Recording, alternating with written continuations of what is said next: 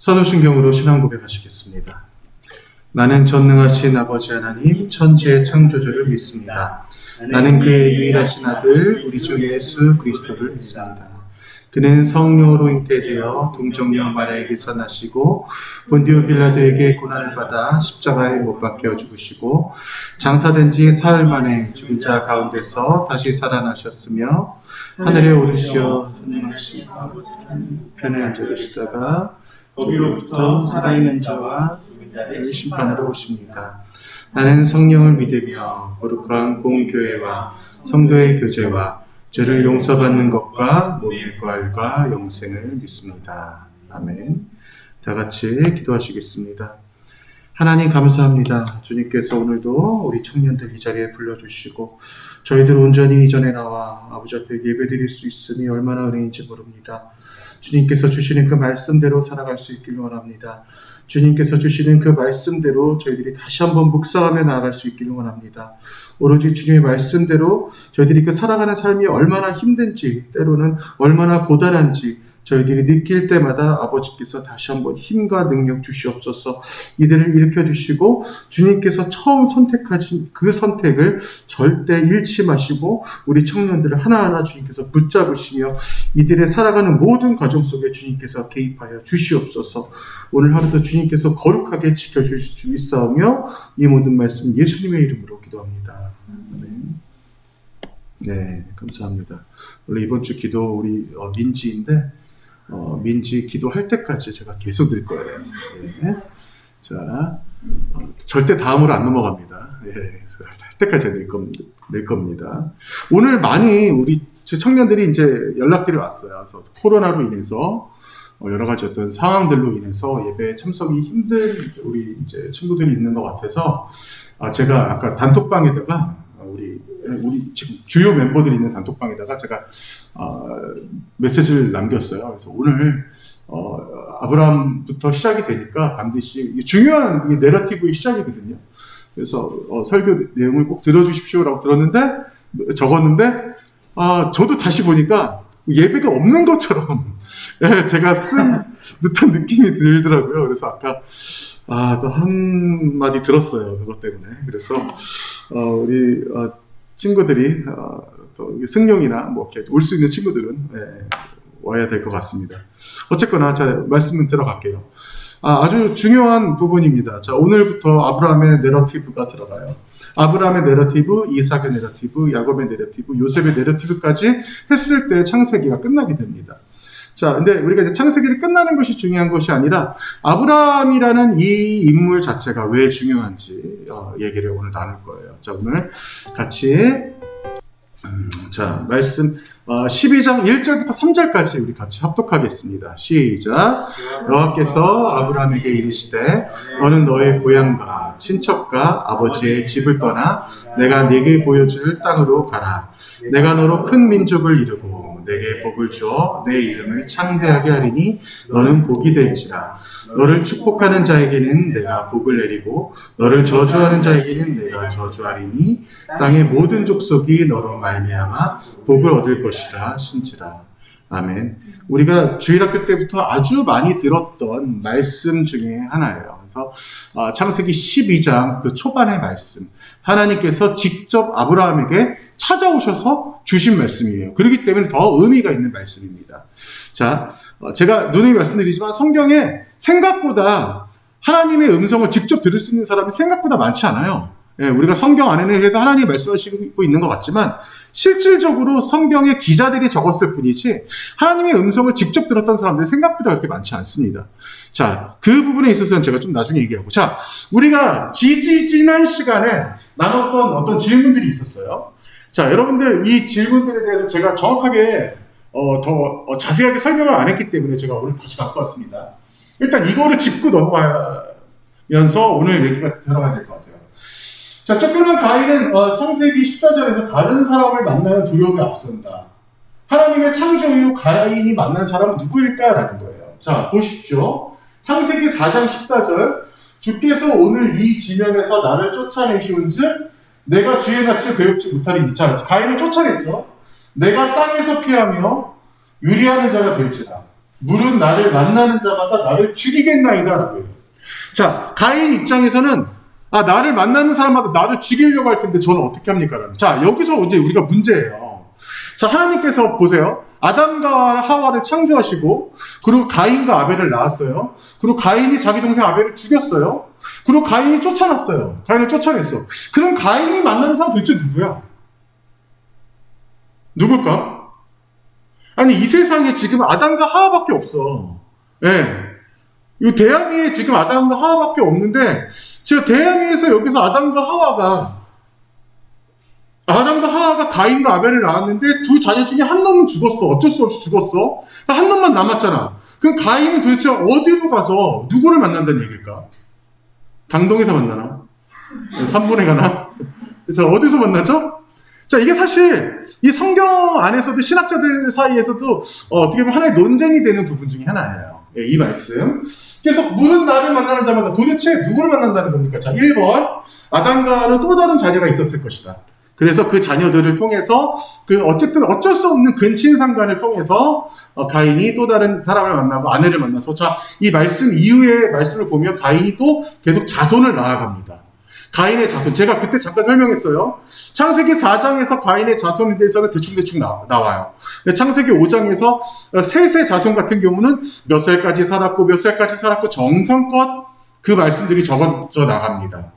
예. 이렇듯이 그 또 다른 민족들을 이루지 않았을까라는 어떤 이런 생각을 하는데, 물론 당연히 그렇겠지만 그 가인이 만난 그 여자는 누구냐는 거지. 예. 그래서 이게 첫 번째 설, 아담과 하와의 또 다른 친족 중에 친족을 만났을 것이다. 두 번째 설, 아니다. 하나님께서 또 다른 인간들을 다른 마을에, 다른 지역에 창조를 충분히 하셨을 수 있다. 라고 또 상상을 할 수 있는 거예요. 자, 1번인 사람. 1번. 2번인 사람. 2번도 있고. 자, 제가 언젠가 말씀드렸죠. 자, 다시 돌아갈 거예요. 언젠가 어떤 걸 말씀드리냐면, 자, 크로노스와 카이로스 말씀드렸어요. 자, 시간적인 것만이 아니라 공간적인 것도 역시 하나님께서 원하시는 하나님만의 시간이 있어요. 하나님만의 공간이 있습니다. 자, 그런데 우리는 그러면 그런 맥락에서 봤을 때 우리는 하나님을 얼마큼 한다? 하나님이 알려주시는 만큼. 이제는 이제 좀 통하는 것 같아요. 예. 제가 이 창세기를 앞부분을 준비하면서 여러분들과 많은 것들을 나누면서 계속 반복이 되잖아요. 그러면서 이제는 진짜 여러분들에게 굳이 이론적인 것들을 많이 설명하지 않아도 우리가 이제 조금 점점 통하는 것 같아요. 다시 말씀드립니다. 우리가 하나님을 얼마만큼 한다? 하나님이 알려주시는 만큼 하는 거예요. 그러면 하나님이 알려주시지 않은 거는 그것에 대해서 몰라도 되는 믿음을 가질 필요가 때로는 있어요. 자, 다시 말한다면 가인이 만난 자가 아담의 자손을 만났건 아니면 하나님이 또 다른 민족을 잃었건 우리는 그 부분에 대해서는 충분히 하나님을 신뢰하고 나가야 된다는 거지. 예. 어떤 것이 사실이냐 아니냐, 예. 어떤 것이 진짜냐 아니냐가 중요한 것이 아니에요. 하나님께서 보여주시지 않았다면, 가인이 누굴 만났는지, 어떤 아내를 만났는지, 어떤 사람을 만났는지 보이지 않았다면 그거는 하나님의 의도하심인 거죠. 우리는 하나님이 보여주신 만큼 알 수 있지만 하나님이 안 보여주신 거는 그것에 대해서 모를 필요도 있는 거예요. 때로는 과학자들처럼 파고들면서 도대체 하루 만에 어떻게 빛을 만드냐, 하루 만에 어떻게 세상을 만드냐, 성경의 시간은 도대체 과학적 시간과 맞는 거냐, 이게 매칭이 되냐? 아니, 성경이 왜 과학서적을 가지고 얘기하냐고. 과학서적처럼 얘기하냐고. 성경은 과학적인 사실로 의해서 만들어진 책이 아니에요. 지금으로부터 무려 거의 6,000년, 7,000년 전에 그 고대 사람들에게 하나님의 말씀, 하나님을 알려주시기 위한 거예요. 하나님을 보여주시기 위한 거죠. 예. 이게 굉장히 중요한 우리에게 있어서 신뢰관계인 거예요, 하나님이 보여주시는 만큼, 하나님이 알려주신 만큼 우리는 그만큼을 참 신뢰하고 우리는 갈 필요가 있다는 거예요. 어서 와요. 네. 그렇기 때문에 사실 우리가 이 부분에 있어서 저는 그래요. 저는 솔직히 아까 제가 말씀드렸던 첫 번째 설, 두 번째 설, 저는 솔직히 두 번째 설이 더 가깝다고 봐요. 예, 때로는.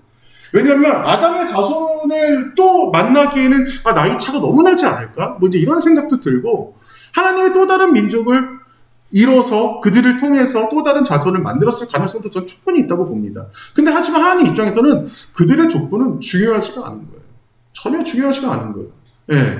어쨌든 가인의 자손이든 셋의 자손이든 전부 다 하나님을 아는 사람들. 자, 그런데 재밌는 게 오늘 아브라함은 그 이후에 수세대가 걸쳐서 나온 사람입니다.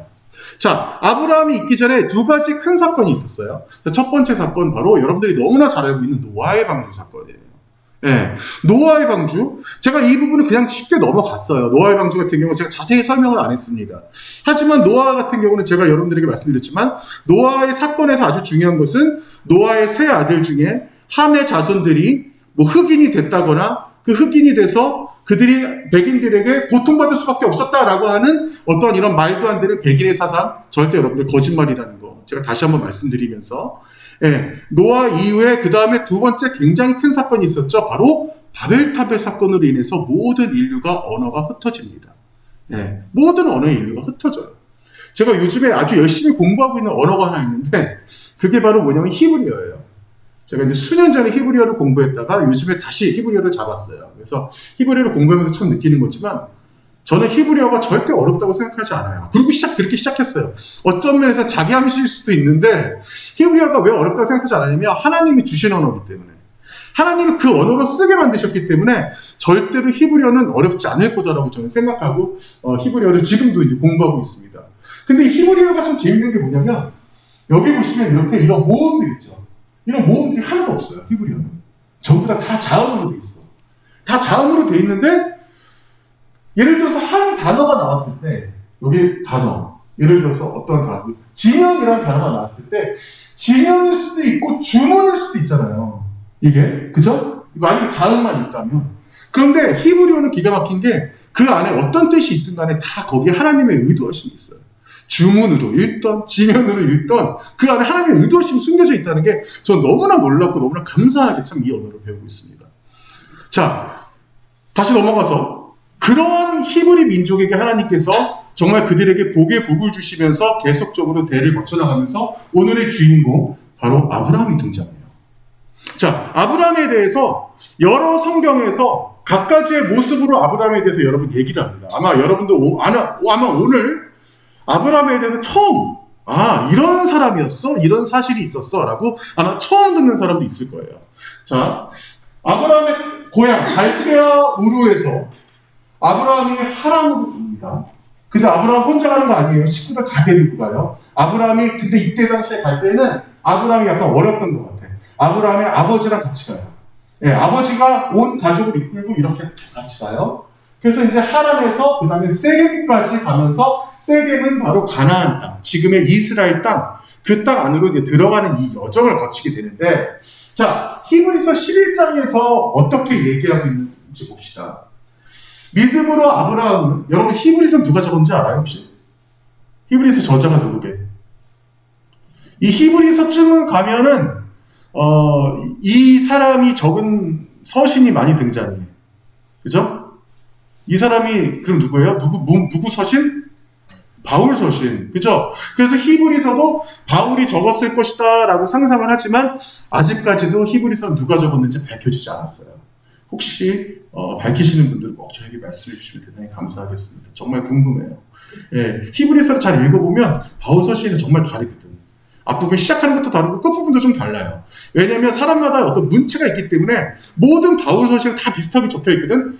근데 히브리서는 많은 학자들이 그래도 바울이 적었을 것이다 라고 예상을 했는데 아니야. 분명히 아무리 봐도 아니야. 히브리서의 저자 꼭 밝혀주시기 바랍니다. 예. 자, 히브리서에 이렇게 나옵니다. 자, 근데 히브리서에 뭐라고 나오냐면 아브라함은 하나님의 이름으로 부르심을 받아서 장래 유업을 받을 땅, 장래 유업을 받을 땅 어디? 바로 가나안. 여러분 잘 알고 가나안 땅에 나아갈세. 근데 갈 바를 알지 못하며 라고 나와요. 갈 바를 알지 못한대. 아니 이미 하나님께서 어디로 가라라고 정했는데 갈 바를 왜 알지 못할까? 우리 잠깐 상상할 필요가 있어요. 자, 31절 아버지예요. 아버지. 데라가 그 아들 아브람과 하란의 아들이 그의 손자 롯과 그의 며느리 아브람의 아들 사레를 데리고 갈대의 우르를 떠나 갈대아 이네 우르. 갈대아 우르죠. 고향. 가나안 땅으로 가고자 하더니 하란에 이르러 거기서 거류하였어요. 거기서 거류하였어요. 그죠? 자, 이 모습을 볼 때 우리는 뭘로 볼 수 있냐면, 자, 첫 번째, 갈 바를 알지 못했다. 갈 바를 알지 못했다라는 건 뭐냐면, 하나님께서는 명확하게 아브라함 가족에게 정확하게는 그때 당시에는 아브라함이 아니에요. 아브라함이었어요. 이름이 바뀌기 전의 모습이죠. 정확하게 말씀하셨죠. 뭐라고 말했냐? 야, 너는 새 땅으로 가게 될 거야. 명확하게 말씀하셨는데, 거기가 어디야? 바로 가나안 땅으로 가게 될 거야. 라고 하나님께 말씀해 주셨는데, 왜 여기서는 갈 바를 알지 못한다고 나왔을까요? 여기서는 어떤 함축적인 의미가 있어요. 그거는 뭐냐면, 예를 들어서 지금 곧 우리가 어딘가를 가야 돼. 내가 비행기 타고 내가 어딘가를 가야 되는데, 내가 지금 그곳에서 못해도 2년을 살다 올 것 같아. 정확하게 정해졌어. 이미 끝났어. 근데 하지만 어때요? 비행기 타고 가기 전까지 굉장히 마음이 울적하고, 내가 과연 거기 가서 잘할 수 있을까? 잘 적응할 수 있을까? 라고 하는 어떤 그런 두려움. 나 다음 달에 군대 가는데 나 잘 적응할 수 있을까? 하는 어떤 그런 두려움. 어떤 그런 설레임은 없겠구나. 미안하다. 설레임은 없겠어요. 자, 어쨌거나 이제 그런 마음들을 지금 설명하고 있는 거예요. 자, 이때 당시에 이 모습에 대해서 창세기 11장 31절에는 어떻게 나오냐면, 우리 금방 읽었지만, 가나안 땅으로 가고자 하더니 하나님이 거기서 거류하였다라고 나와요. 이거는 무슨 말이냐면, 아버지 데라의 심정을 얘기하고 있는 겁니다. 아버지 데라의 이름의 뜻도 사실 굉장히 독특해요. 아브라함의 아버지 데라라는 이 이름의 뜻이 바로 지체시키다, 멈추다, 이런 뜻이 있어요. 그 이름 안에. 그런데 하란에 이르러서 거기서 거류하였대. 이건 무슨 말이냐면, 여러분, 제가 아까 지도를 잠깐 보여드렸는데, 이 지도를 보시면 우리가 뭘 알 수 있냐면, 지도가 저기 있구나. 자, 이 유프라테스강을 통해서 이 하란에서 잠깐 멈췄습니다. 하란에서 가나안 땅 가기까지 여기 강이 하나 더 있어요. 우리 한번 생각을 해봅시다. 우리가 어떤 강을 상상을 하냐면, 대충 한 한강 정도, 저 서울에 있는 한강 정도를 생각을 해봅시다. 그때 당시에는 여러분, 다리가 하나도 없었기 때문에 한강을 건너기 위해서는 두 가지 방법이 필요했어. 배를 만들던가 아니면 헤엄쳐서 가든가. 그죠? 예전에 수영 진짜 잘하던 그 사람은 그런 얘기를 하더라고. 한강에 다리가 별로 없었던 시절에 자기 옷을 벗어서 속옷만 입고 옷을 머리에 인 채로 헤엄쳐서 한강을 건넌 사람도 있었어요. 진짜 수영 잘하는 사람이에요. 오로지 다리로만 이렇게 간 거지. 기가 막혀. 그런 사람도 있어요. 자, 그런데 여러분, 우리가 그런 말을 하지, 사람의 죽음에 대해서 뭐라고 얘기해요? 무슨 강 건넜다 그래요? 사람이 죽으면 요단강 건넜다, 이런 얘기를 하잖아요. 이스라엘 사람들이 그런 사상이 있었어요. 이때 당시 이 고대 사회에서는 어떤 사상이 있었냐면, 강을 건너면 다른 세계로 넘어간다. 죽는다가 아니라 다른 세계로 넘어간다라고 하는 두려움이 있었어요. 그렇기 때문에 이미 나이가 먹을 대로 먹었던 데라 같은 경우는 하나님께서 가라고 했는데도 불구하고 이미 거기에 대해서 본인 스스로가 어떤 두려움이 있었던 거예요. 그래서 거기에서 갈 바를 알지 못하고 나간 상황이었던 거지. 자, 다른 성경 봅시다. 우리 사도행전 7장 2절에 어떤 장면이 나오냐면, 스데반 집사님이 설교를 하시는 장면이 나와요. 여기에 뭐라고 지금 나오냐면, 아브라함이 하란에 있기 전 메소포타미아가 어디냐면 지금의 아까 말했던 갈대아우르예요. 알겠죠? 아브라함이 하란에 있기 전 메소포타미아에 있을 때 영광의 하나님이 그 얘기고요. 자, 여기서 우리가 볼 수가 있어요. 하란에서 출발할 때 하나님께서 아브라함에게 가나안 땅으로 가라고 하셨을까? 아니면 갈대아의 우르에 있을 때 하나님께서 아브라함에게 가라고 하셨을까? 하란에서, 아니 갈대아 우르에서 하나님이 언제 나타나셨을까? 라는 우리가 판단할 수 있는 거예요. 성경을 통해서.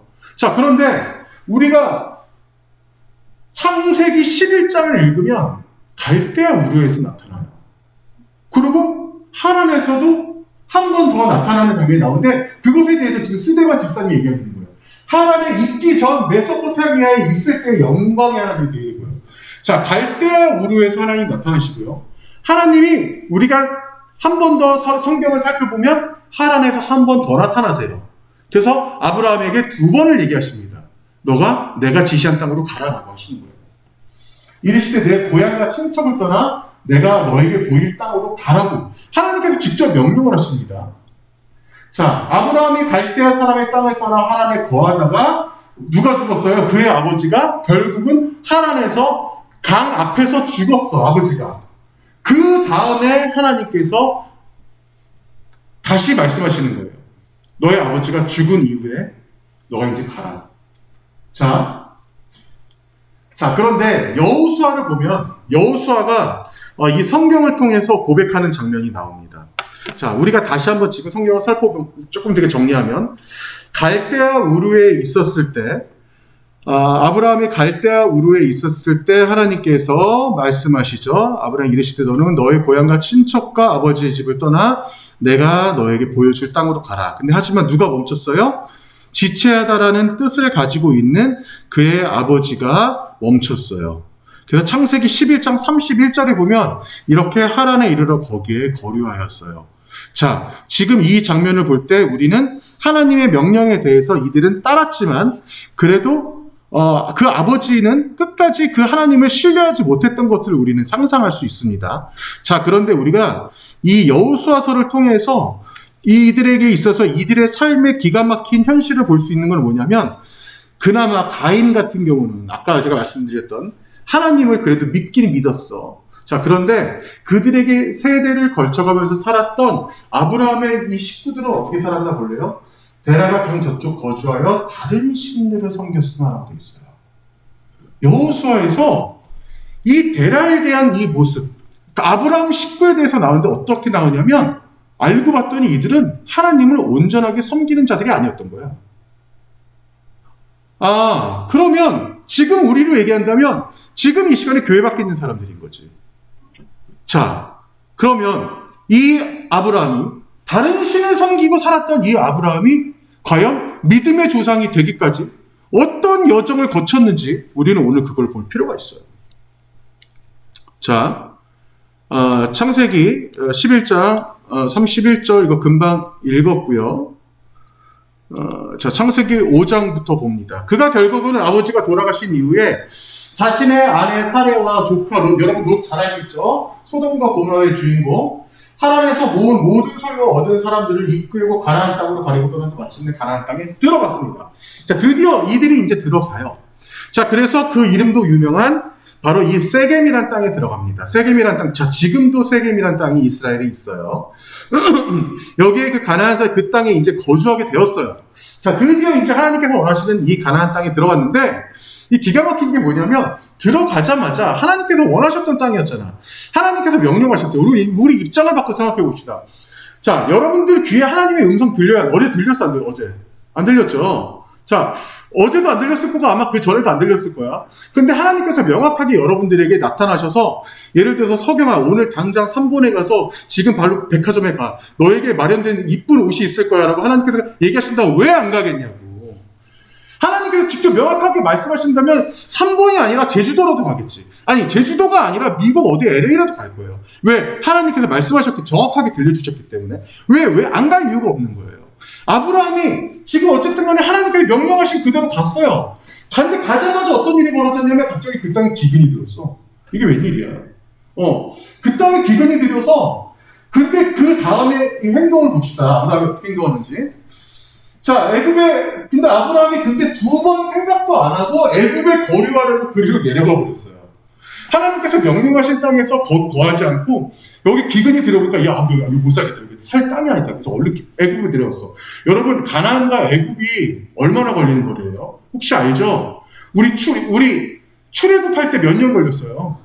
출애굽할 때 무려 40년 걸렸어. 근데 실제적으로 그런 하나님이 뺑뺑이 돌려도 그렇고 사람의 걸음거리를 따졌을 때 40이 걸리는 거리예요. 그 먼 거리를 지금 굶어 죽을까 봐 후딱 갑니다. 예. 근데 기근이 너무 심해서 갔어. 자, 그런데 여기에서 기가 막힌 어떤 에피소드가 생겨요. 어떤 일이 생겨요? 애굽에 가까이 이르렀는데 거기에 자신의 아내 사레에게 이제 얘기를 합니다. 자, 뭐라고 얘기하냐면 이 아내가 얼마나 이뻤는지 모르겠어요. 맨 마지막 줄 보세요. 내가 알기에 그대는 아리따운 여인이라. 자, 여기까지 좋아. 어떤 고백 같아요. 자, 그런데 그 다음에 점점 이 아브라함이 하는 대사가 아주 기가 막혀요. 내가 애굽 사람이, 근데 당신 너무나 이쁜데 애굽 사람이 당신을 볼 때, 만약에 당신이 내 아내라고 얘기한다면, 나를 죽여버리면 어떡하지? 라는 얘기를 하는 거예요. 예. 자, 원하는데 그대는 그러기 때문에 내가 좀 겁나. 나를 죽일까봐 겁나. 그냥 내 여동생이라고 하면 안 될까라고 얘기를 하는 거예요. 예, 하면서 그러면서 내가 그대로 말미암아 안전하고 내 목숨이 그대로 말미암아 보존 좀 시켜줘. 내 와이프라고 하지 말고 그냥 내 여동생이라고 해줘. 라고 하면서 당신 얼굴 이쁘잖아. 라고 하면서 와이프에게 그렇게 어떤 모습이 굉장히 우리가 이걸 뭐라고 그래? 이런 남자를 뭐라고 그래? 그냥 진상이라고 해요. 예, 진상이야. 이거 너무나 쪼잔한 모습을 여기서 지금 아브라함이 보이고 있는 거예요. 자, 중요한 거 다시 설명합니다. 아브라함은 뭐예요? 믿음의 조상이에요. 예, 믿음의 조상 아브라함이에요, 지금. 자, 그러면서 나의 누이라고 해달라라고 얘기를 합니다. 그래서 뭐 때문에? 바로 내 목숨 때문에. 예, 애국 사람이, 자, 그때는 고대 사회이기 때문에 충분히 그러고도 남을 만한 세상이었어. 왜냐? 다른 민족이 왔는데, 사실 우리나라도 마찬가지긴 해. 우리나라도 여러분들이 지금 그 세계를 잘 모르겠지만, 여기 이제 시흥이나 이런 데 이제 공장 단지 가면은 중동 사람이나 동남아 사람들 되게 많이 있거든요. 이게 일하러 와요. 근데 그 사람들이 신분이 확실하지 않거나 그 사람들에 대한 어떠한 그런 안전이 보장되지 않았다는 이유로 업체 사장들이 그 사람들을 굉장히 함부로 다뤄요. 그리고 심지어 여성들 같은 경우는 어떠한 성적으로 그들을 함부로 하는 경우들도 굉장히 많습니다. 저는 그런 모습들을 제가 일하는 이런 계통에서도 너무 많이 봤기 때문에 참 우리나라 사람들 참 그런 부분에서는 너무나 비열하고 치졸한 인간들 참 많다. 아주 나쁜 인간들 너무나 많아요. 인간이라는 족속 자체가 그렇게 악한 거야, 사실. 자, 그 다음 봅시다. 아브라함이 결과적으로 자기 말대로 됐어. 애굽에 일어났을 때 애굽 사람들이 그 여인이 신이 아리따고 정말 이뻤나 봐. 정말 이뻤어. 예. 아리따고 보았고, 자, 바로의 고관들도 보고 깜짝 놀랐다. 자, 바로가 누구예요, 여러분? 바로가 영어식 바로는 뭐예요?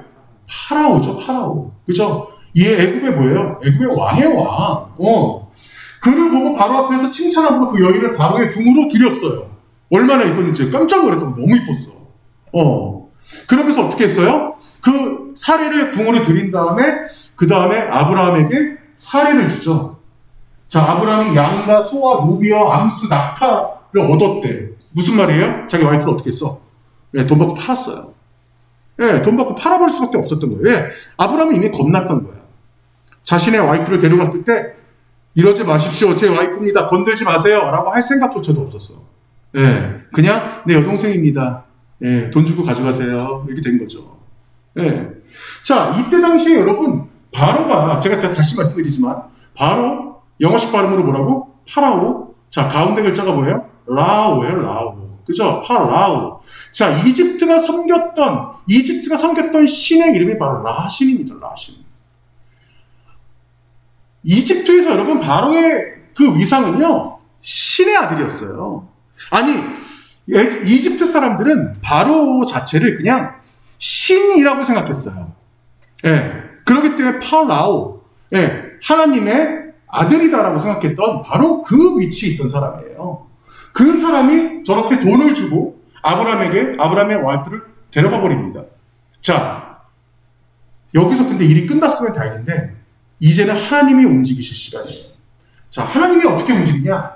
하나님께서 아브라함의 아내 사레의 일로 바로와 그 집에 큰 재앙을 내리신지라. 자, 우리가 여기 잘 생각해 봅시다.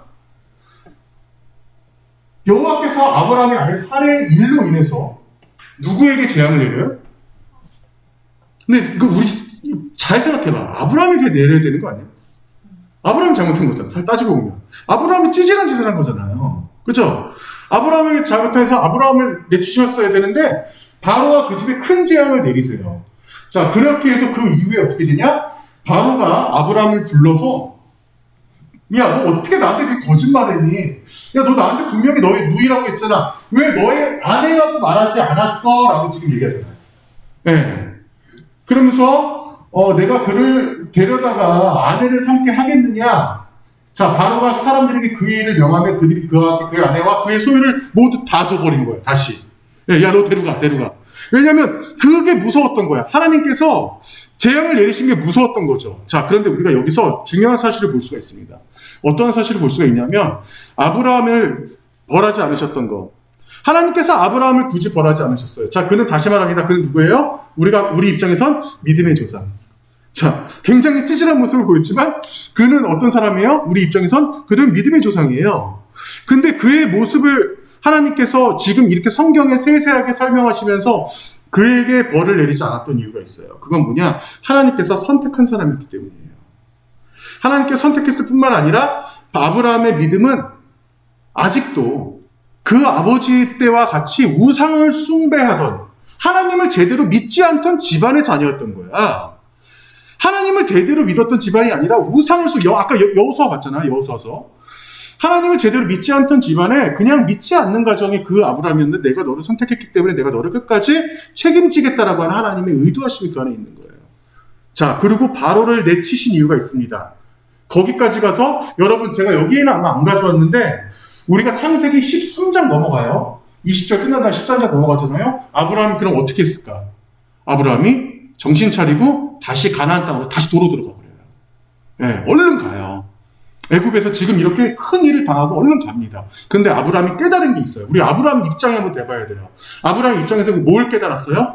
이집트는 대단한 나라였어요. 그때 당시에 여러분, 그때 당시만 하더라도 아브라함은 이집트 가서 깜짝 놀랐을 거야. 그들의 엄청난 융숭한 그 번영과, 제가 나중에 이집트 역사에 관련된 이 도표를 갖고 올 거예요. 이집트가 얼마나 오래전부터 그 융숭한, 그 엄청난 그 문화를 누리고 있었는지.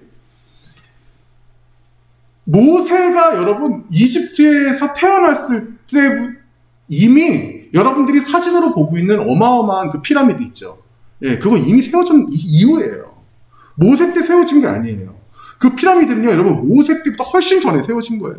이집트라는 나라 자체가 엄청난 문화적인 그런 번영을 누렸던 사람들입니다. 거기 가서 아마 깜짝 놀랐을 거야, 아브라함은. 자기는 정말 원시인처럼 살았는데 막상 갔더니 엄청난 문화를 누리고 있는 그 사람들. 와, 하나님이 가나안이 아니라 날 여기로 보내신 거 아닐까 분명히 착각도 했을 거예요. 근데 거기에 자신의 아내를 데려간 파라오라고 하는 그 엄청난 왕도 있는데, 그 왕은 이 나라의 신의 아들이래. 예, 깜짝 놀랐을 거예요. 거기에 있어서 그 사람에 대해서 아마 우러러 봤을 거야. 그런데 하나를 알았죠. 뭘 알아요? 하나님의 아래라는 걸 알았던 거예요. 하나님의 아래라는 걸 알았던 거예요. 왜? 하나님의 재앙에 꼼짝 못하고 결과적으로 자신에게 재산도 주고 와이프도 다 돌려줬잖아. 예. 그래서 어떻게 해요? 그때서야 정신 차리고 아브라함은 어디로 갔어요? 가나안 땅으로 다시 돌아간 겁니다. 여기서 우리가 최소한 그들에게 있어서, 그들은 이미 자신의 미래가, 아브라함의 미래가, 여기서 아브라함은 우리 스스로를 다시 한번 우리가 이입을 시켜봅시다. 아브라함의 미래라는 것은 앞이나 뒤에 있는 게 아니에요. 여러분의 미래라는 것은 앞이나 뒤에 있는 게 아닙니다. 바로 위에서부터 오는 거예요. 하나님이 한 번 계획하시면 그 계획하심에 따라서 반드시 그 계획하심 안에 여러분들이 하나님의 일 속에 같이 함께하는 거예요.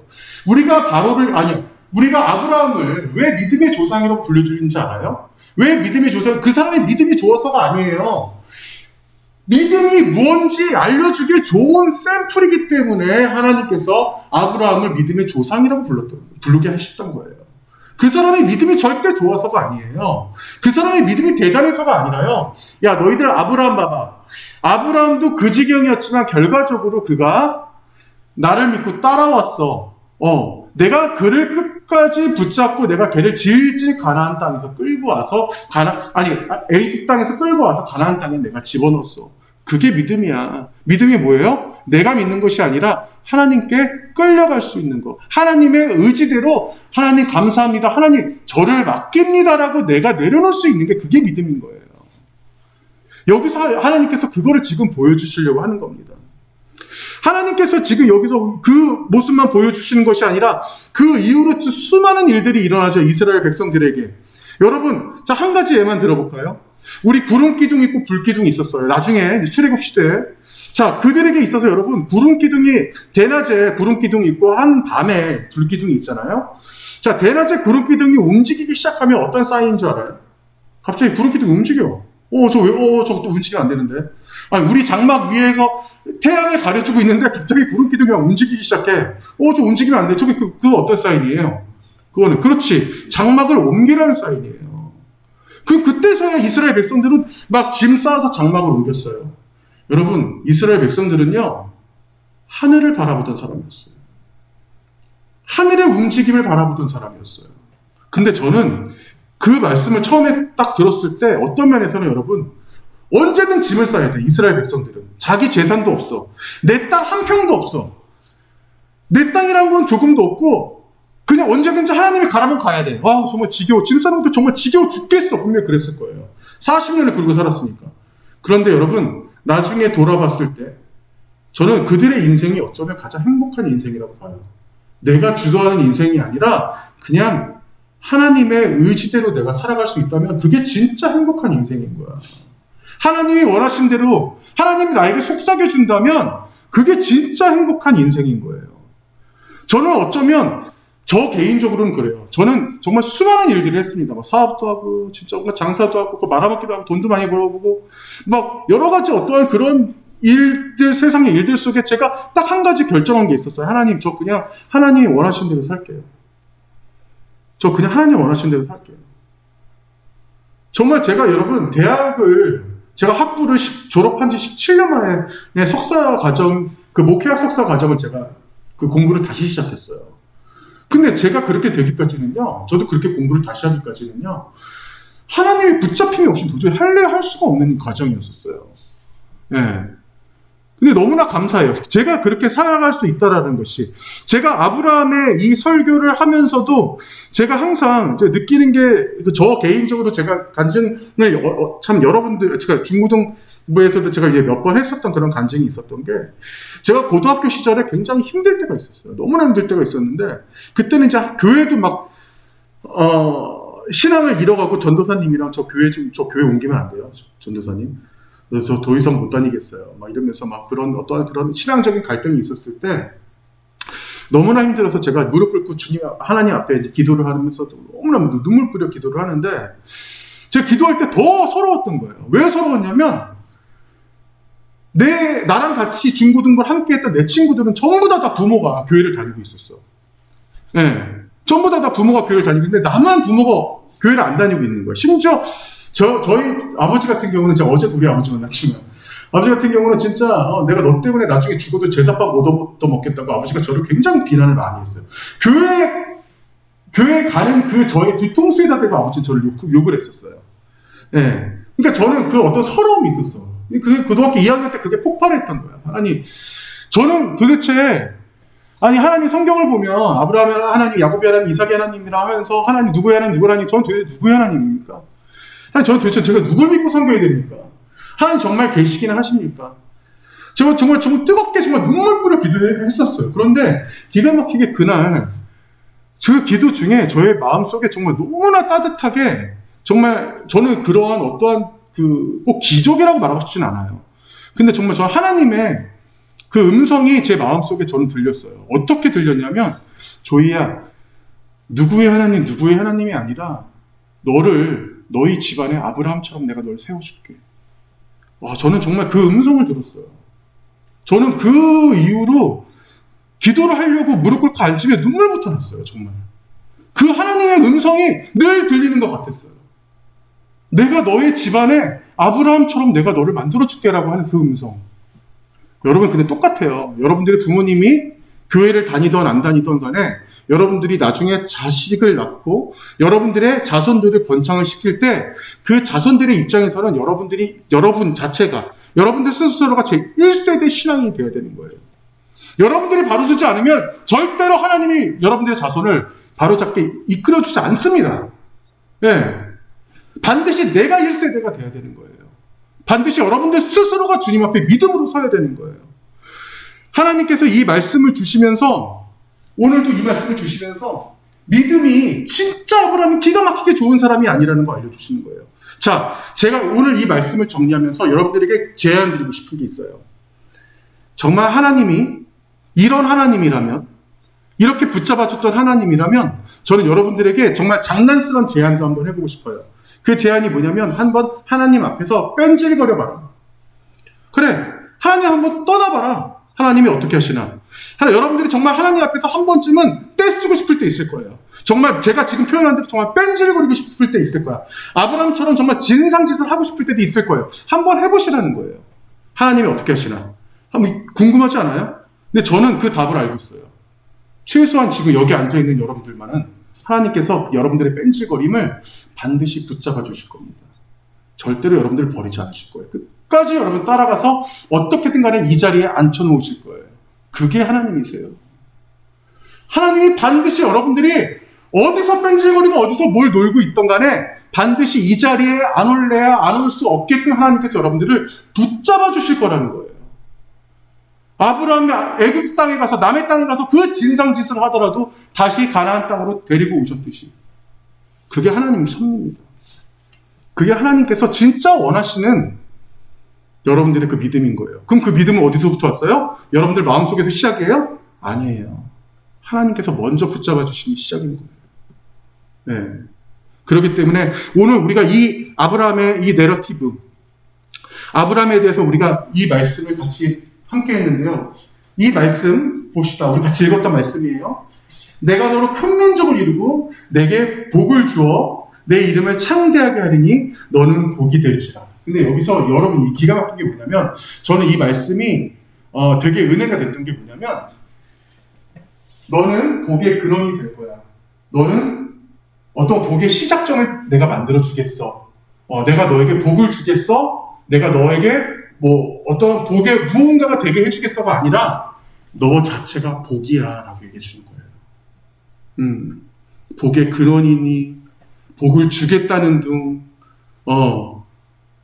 복을 뭐 만들어 주겠다는 둥, 이게 아니라 너 자체가 바로 복이야 라고 얘기를 해주는 거예요. 그 말씀을 하나님께서 누구에게? 아브라함에게 하셨지만 이 말씀을 우리에게 창세기 12장을 통해서 보여주시는 그 하나님의 그 저희가 뭐예요? 바로 지금 이 자리에서 이 말씀을 2022년에 여러분들이 듣는 바로 여러분들에게 이 말씀을 주기 위함이었던 거예요. 네. 얼마나 감사합니까? 정말로 우리에게 있어서는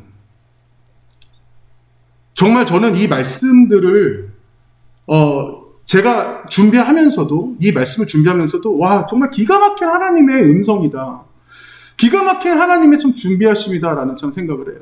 이 다음에 여러분 다음 주에 제가 이삭의 내러티브로 넘어갈 겁니다. 근데 여러분 지금 어떤 기간이에요? 사순절 기간이죠. 사순절 기간인데 이삭의 내러티브는 기가 막히게 예수님과 아주 절묘하게 매칭이 돼요. 예.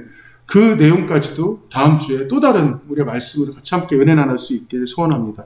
같이 우리 믿음이 없이는 같이 한번 찬양 한번 해보겠습니다. 사실 제가 이 찬양을 안 지 얼마 안 됐는데 네, 같이 한번 이 찬양하면서 은혜 나눌 수 있길 원합니다.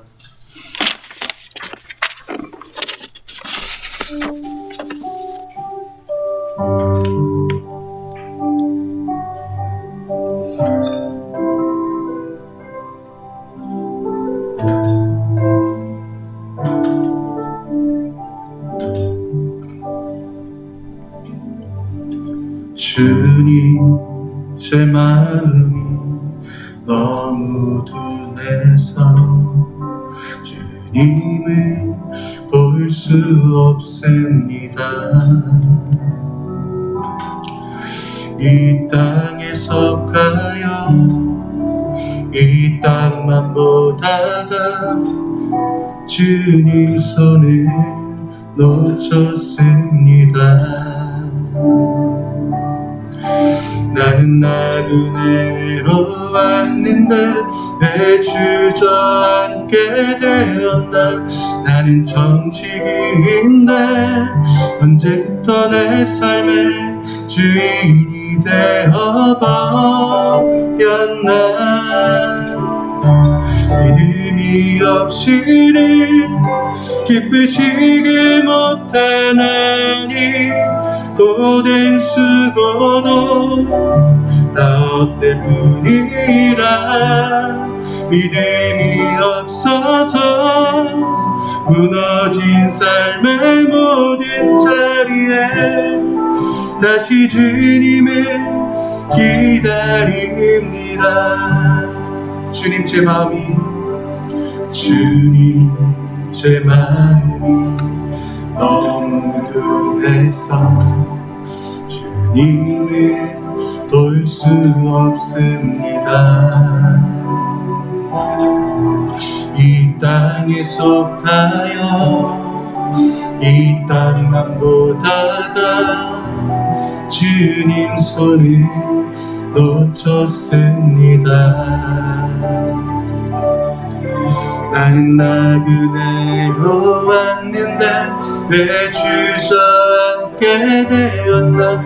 나는 정직인데 언제부터 내 삶의 주인이 되어버렸나. 믿음이 없이는 기쁘시게 못하나니 주를 찾는 자 반드시 만나리.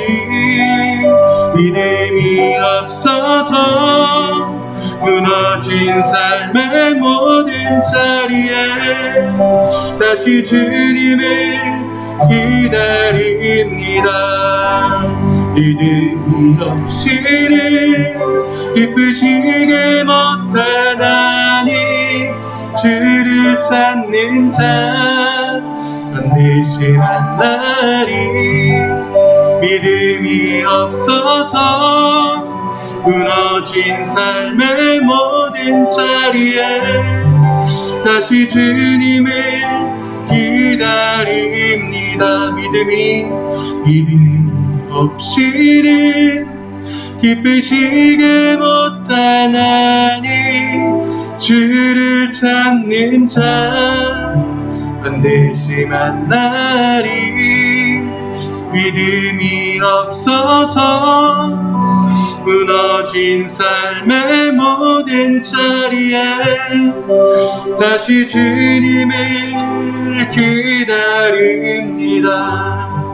이 시간 같이 기도하시겠습니다. 말씀을 기억하면서 오늘 우리가 아브라함에 대해서 함께 나눴습니다. 때로는 우리가 아브라함처럼 정말 진상 같은 모습, 그런 찐따 같은 모습을 우리도 보일 때가 있어요. 하나님 계신 거 뻔히 알면서, 그 하나님 함께 하신 거 뻔히 알면서 하나님을 내쳐버릴 때가 있습니다. 하나님 안 계신 것처럼 살아갈 때가 있어요. 오로지 주님밖에 없습니다. 주님, 제발 저는 저의 실수로 제가 주님을 잠시 내려놓을지라도 하나님 제발 저를 잃지 말아주세요. 제발 저를 붙잡고 함께 가주세요. 제발 저의 인생 가운데 주님 함께 가여 주시옵소서. 뜨거운 마음으로 같이 기도하시겠습니다. 하나님 감사합니다. 아버지께서 함께 하심으로 저희들이 온전히 주만 바라볼 수밖에 없습니다. 저희들이 이 부족한 믿음 갖고 살아갈 때 얼마나 저희가 안심합니까? 저희들의 한심한 모습을 주님께서 하시오니 주님께서 또 정말 저희들도 붙잡아 주심으로 저희들아 살아갈 수밖에 없는 그 주님의 그 은혜를 주님 붙잡아 주시옵소서. 아버지의 말씀으로 부정시켜 주시옵고 오로지 정말 아버지만 붙잡고 살아갈 수밖에 없는 자를 낼 수 있도록 주님께서 더하여 주시옵소서. 아버지의 행사 가운데 아버지의 그 모든 행사와 그 계획 가운데 저희들을 직접 주님께서 넣어주시옵고 오로지 아버지께서 정말 저희가 하나하나 써주심으로 오로지 정말 주님의 그 사역 가운데 구할 수 있도록 주님께서 더하여 주심으로 함께하여 주시옵소서. 아버지만 옳게 전하며 나갈 수 있다 될 수 있기를 원합니다. 아버지 오로지 주님만 바라볼 수 있기를 원합니다. 아버지요 이들 가운데 주님 더하여 주시옵소서. 아버지 역사하시고 주님께서 더하여 주시옵소서. 아버지요 진실한 그 뜨거운 은혜 가운데 주님께서 함께하여 주시옵소서. 아버지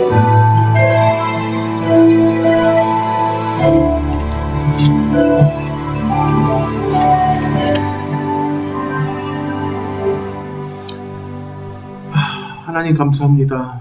때로는 저희들이 오로지 주님밖에 없음을 고백하면서도 내일 당장 이 세상 밖에 나가서는 주님의 이름조차 기억하지 못하고 살아갈 때도 많이 있습니다. 때로는 주님의 그 가리워진 그 은혜로 저희는 은혜 없이 살아가는 나는 잘 모르시겠지라고 하는 정말 주님을 저희가 잊고 살 때도 너무나 많이 있습니다. 하지만 저희들이 오늘 말씀을 통하여 다시 한번 나갑니다. 저희들에게 있어서 어떤 부족한 모습, 저희들에게 있어서도 정말 주님을 때로는 저희들을 외면하고 베드로와 같이 부인할지라도 아버지만큼은 저희들의 손목을 꼭 붙잡아 주시옵소서. 저희와 함께 가주시옵고 늘 저희들이 가는 그 곳곳마다 주님께서 동행하여 주시옵고 저희들 발걸음 하나하나 주님께서 귀하게 살펴주시며 이들이 살아가는 이들이 행하고 있는 그 모든 것에 반드시 주의 영광이 임할 수 있도록 주님께서 더하여 주시옵소서. 우리 청년들 살아가는 그 모든 과정 속에 이들의 인생 가운데 주님께서 역사하시며 반드시 우리 청년들 가운데 주님의 사역자가 나오며 오로지 정말 주님의 일을 하며 정말 이들이 살아가는 그 모든 아주 작은 일들일지라도 반드시 주님의 계획하심 속에 들어갈 수 있도록 함께하여 주시옵소서. 이 모든 말씀 예수님의 이름으로 기도합니다. 아멘. 다 같이 주기도문 하시겠습니다. 하늘에 계신 우리 아버지, 아버지의 이름을 거룩하게 하시며 아버지의 나라가 오게 하시며 아버지의 뜻이 하늘에서와 같이 땅에서도 이루어지게 하소서. 오늘 우리에게 일용할 양식을 주시고 우리가 우리에게 잘못한 사람을 용서하여 준 것 같이 우리 죄를 용서하여 주시고 우리를 시험에 빠지지 않게 하시고 악에서 구하소서. 나라와 권능과 영광이 영원히 아버지의 것입니다.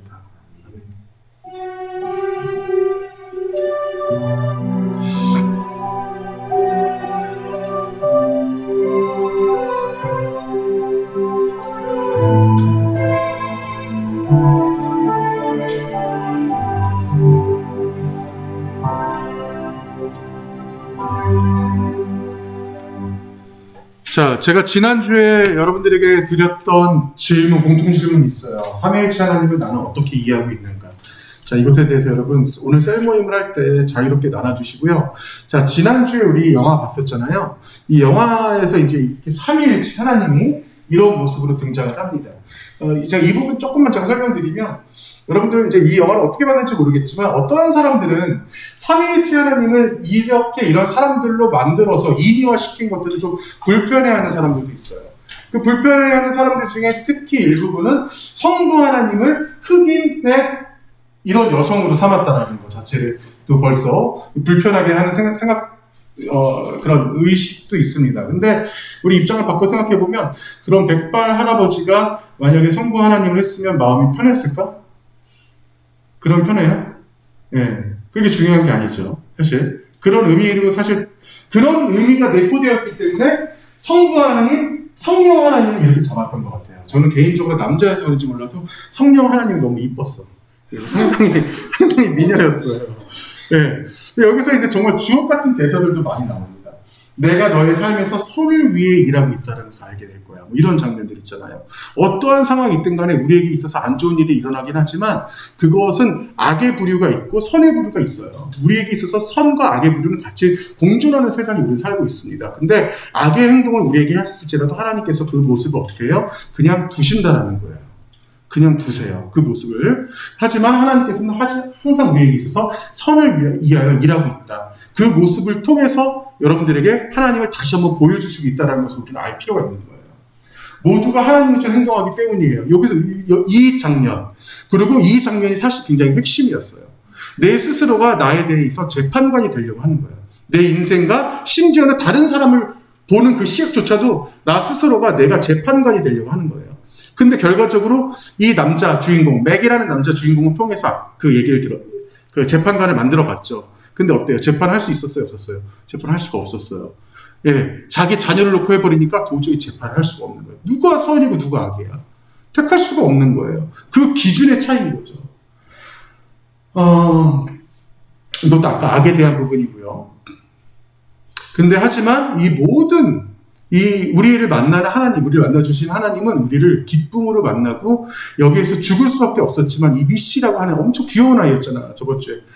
굉장히 특별한 소녀다라고 이렇게 하나님께서 위로해 주시는 이 장면.